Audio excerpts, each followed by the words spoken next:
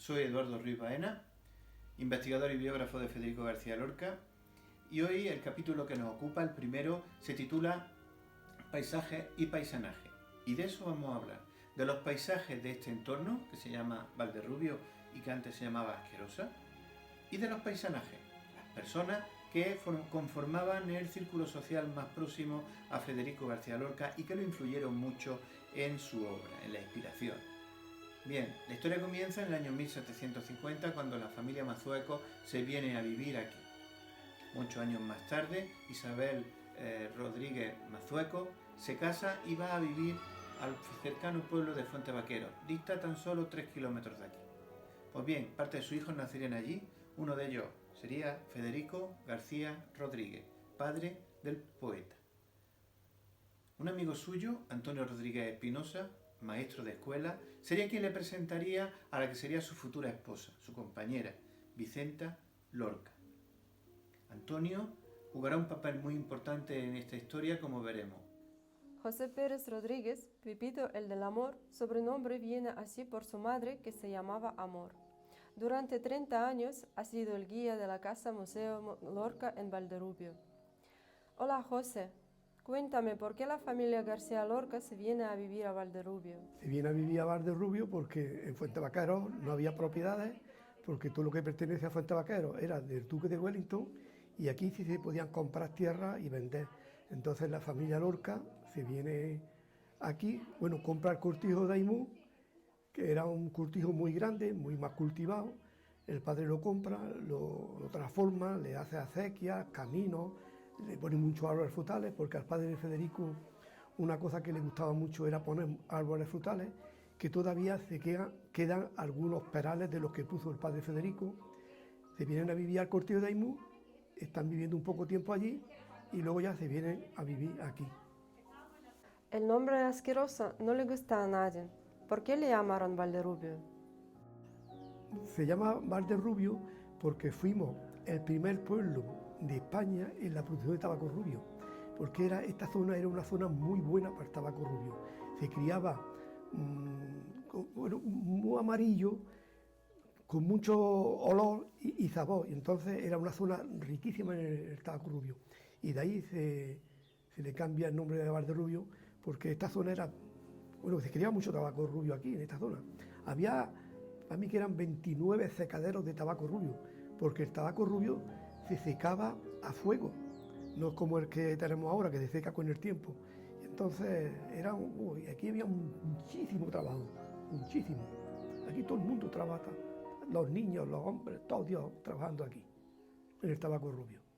Y por eso se le cambia a Valderrubio, Valle del Tabaco Rubio, Valderrubio. Se preguntarán ustedes por qué un nombre tan horrible, Asquerosa.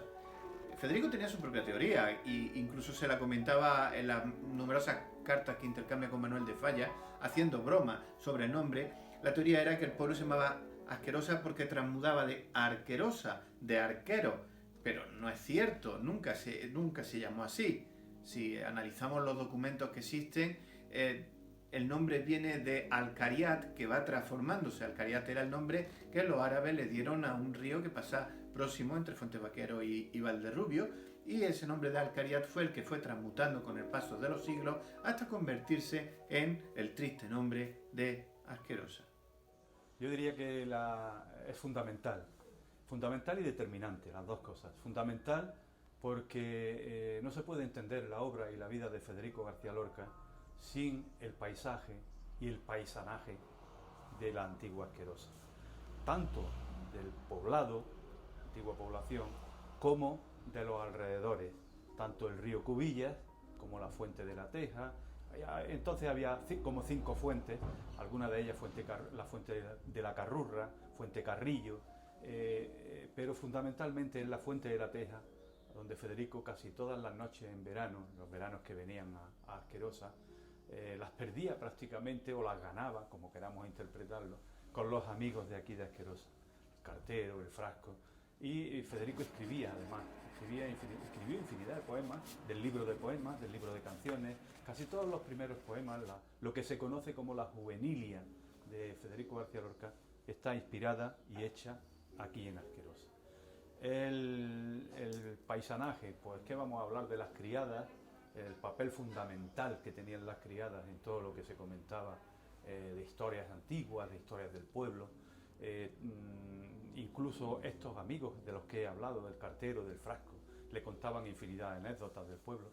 Federico desde muy chico, que ya su infancia lo marca para siempre, él hablaba de que su infancia, él no podría, su infancia era permanente, es decir, él acudía a su infancia continuamente. Tanto es así que, por ejemplo, hay una carta desde el lago Eden Mills, cuando va a Nueva York, y lo invitan a ir a la frontera con Canadá, al lago Eden Mills, y en una cabaña de madera, Federico allí se acuerda de Asquerosa. Estamos hablando del año 29, de 1929, y Federico nombra a Asquerosa y dice: ¿cómo recuerdo mi niñez en Daimús?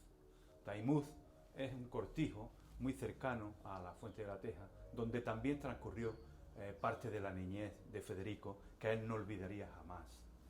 Es decir, que la importancia de todo esto, del paisanaje, estamos hablando de la alba, estamos hablando de infinidad de obras de Federico, estamos hablando de la romería del Cristo del Paño en Moclín, estamos hablando de las lavanderas en el río, cuando la gente iba a lavar al río Cubillas.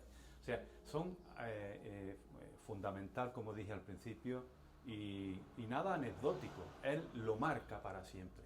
Asquerosa le marca su vida y su obra para siempre. Tanto que gran parte de su obra, como sabéis, está aquí hecha, ¿no?, inspirada. ¿Hasta cuándo estuvieron viviendo aquí? La familia Lorca está viviendo aquí en este pueblo, bueno, están viviendo. La familia Lorca va y viene a Granada, ¿no? Pero hasta el año 25, que es cuando el padre de Federico compra la huerta San Vicente, le hace una pequeña reforma a la huerta, y a otro año, el año 26, es cuando ya se van a la huerta San Vicente. Hasta el año 26 está la familia yendo y viniendo aquí al pueblo, pero el año 26 ya se quedan más allí, ya que siguen viniendo aquí, pero ya se quedan más tiempo allí en la huerta San Vicente. Aún no se ha encontrado ningún documento que pueda confirmar históricamente cuándo fue exactamente la fecha de esa mudanza desde Fuentevaquero a Daimús y posteriormente hacia Asquerosa. Lo que sí sabemos es que Federico haría junto con su hermano y con su hermana la confirmación aquí en Asquerosa, que 2 años más tarde, antes de cumplir los 10 años, edad que era la preceptiva para estudiar el bachiller, los padres deciden mandarlo a Almería. Almería se encuentra bastante lejos de Granada capital. Pensarán ustedes, ¿y por qué lo mandan tan lejos teniendo la capital tan cerca?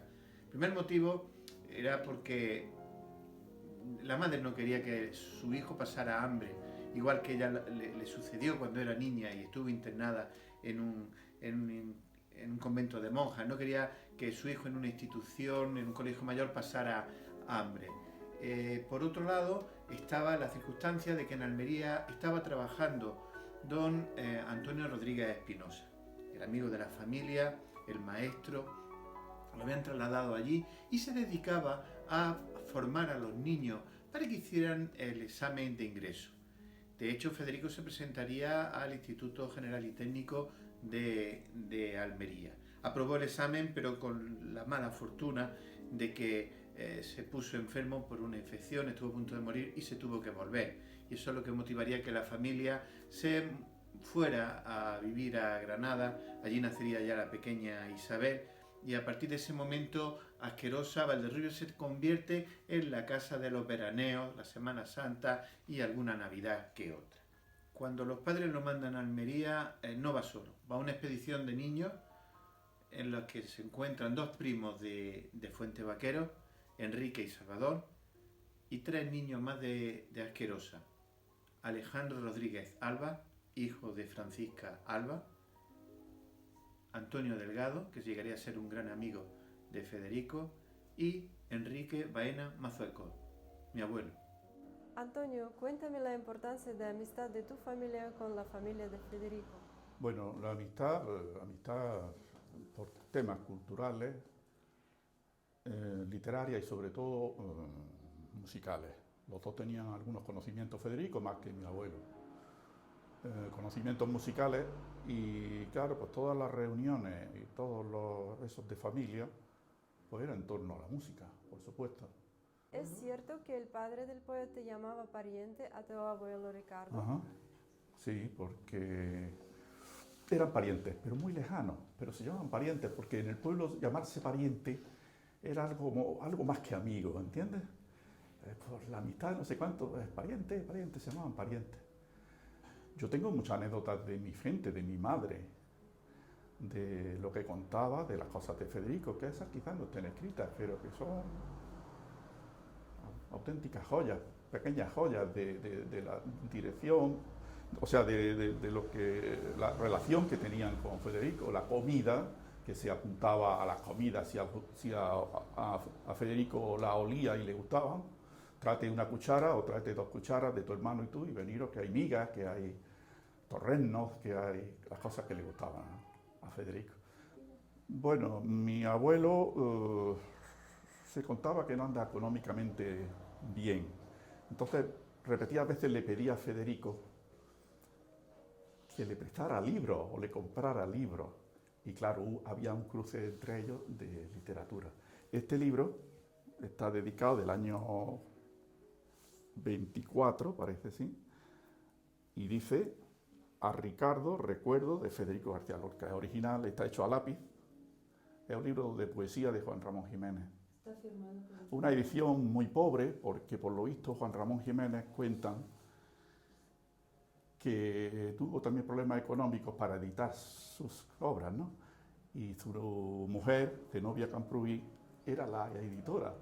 Veis que el corte de las láminas son pobres, ¿no? O sea que la edición eso, pero la importancia la tiene que está dedicado a mi abuelo. Bien, nos contaba Antonio que no había mucho escrito sobre la relación entre su familia y la familia García Lorca. Y no es cierto. Gracias a una investigación que llevé a cabo en el Centro Lorca de Granada, en el legado que se conserva allí, pude descubrir unas cartas que le mandaba su abuelo, Ricardo García Rodríguez, a Federico. Y en esas cartas, como contaba Antonio, les pedía libros y les pedía favores. Y hay una cosa muy curiosa. Llega un momento en que llega a felicitarlo por los éxitos. Y también le pregunta por Dalí. Estamos hablando del año 1926. Hacía 2 años escasos que Federico había conocido a Salvador Dalí. Nadie sabía quién era Salvador Dalí. Y Ricardo Rodríguez le manda una carta a Federico y le pregunta por él. ¿A qué conclusión nos lleva esto? La relación que había entre este hombre, que era 20 años mayor que Federico, y este joven, era muy intensa. Compartían muchas pasiones por la música y sobre todo por la literatura. Pero también compartían experiencias. Y a través de esas cartas vamos descubriendo esa experiencia.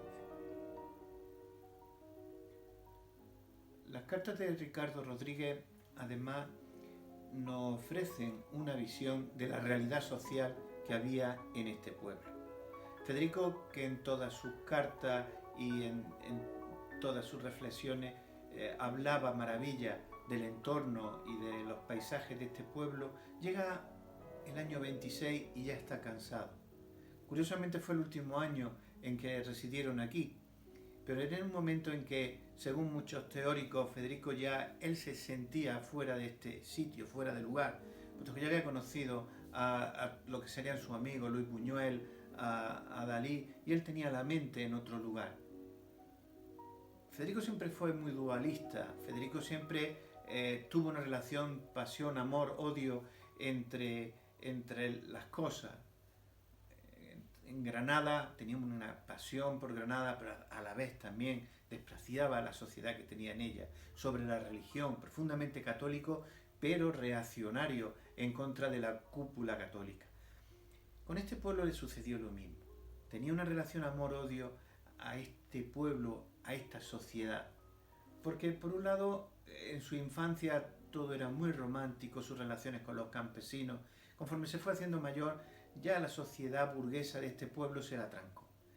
Una sociedad que envidiaba el dinero del padre, la posición social, esa campechanía, ese trato que el padre daba a los trabajadores, que todos los trabajadores querían trabajar con don Federico porque don Federico los trataba bien y les pagaba bien, cosa que los demás no hacían, evidentemente. Además, Federico era culto. Dicen que también al ser soltero ya empezaban a hacerse bromas sobre su posible homosexualidad. Todo esto iría conformando un ambiente que a Federico no le gustaba. El hecho de que un día hubo un pequeño altercado en la puerta de su casa y unos campesinos, medio en broma, medio en serio, amagaron con tirarle piedra porque lo vieron vestido con un pijama de señorito, de los que él usaba en la residencia de Madrid, las rayas de arlequín con grandes botones. Eso enfureció mucho a Federico y así se lo contaría a su hermano Francisco en una carta. Fue el año en que ya el padre había comprado la huerta de San Vicente y sería el último año que vivirían el verano entero aquí en este pueblo. A partir de ese momento, como decía Pepito, el del amor, José Rodríguez Pérez, los viajes aquí serían cada vez más escasos. Pero esa semilla, ese trasfondo, ese amor-odio a esta sociedad, ahí se quedó para que años más tarde reflotara cuando escribió La casa de Bernarda Alba.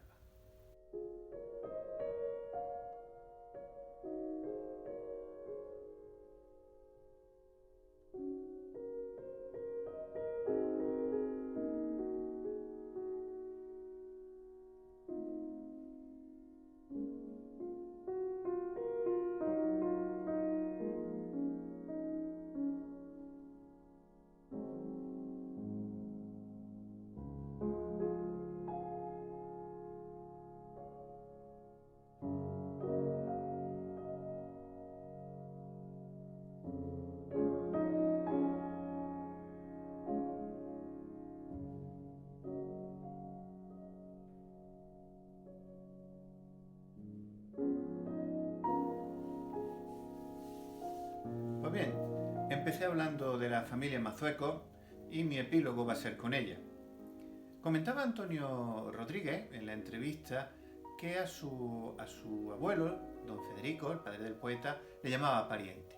Realmente era una familiaridad muy lejana, a pesar de que tenían los mismos apellidos, puesto que don Ricardo se llamaba Ricardo Rodríguez García y el padre de Federico se llamaba García Rodríguez. Casualidad, cosa de los pueblos. A quien también llamaban pariente era mi abuelo. A mi abuelo Enrique Baena Mazueco. Compartían ese apellido. Y eso sería lo que me incitaría a investigar, en un principio, si existía la posibilidad de que hubiera una conexión familiar entre mi abuelo y la familia de Lorca. Y así, después de meses de investigación, conseguí encontrar el árbol genealógico y hacer la conjunción entre las dos familias. Y ese sería lo que me incitaría a ahondar más en la investigación sobre Lorca. Y hay un segundo motivo, que siempre me dijeron desde que yo soy niño, siempre escuché que mi abuelo era un personaje de la obra, de la gran obra de Federico García Lorca, La casa de Bernarda Alba. Mi abuelo Enrique Baena Mazueco se convertía en Enrique Humane, pero eso ya lo hablamos en el siguiente capítulo.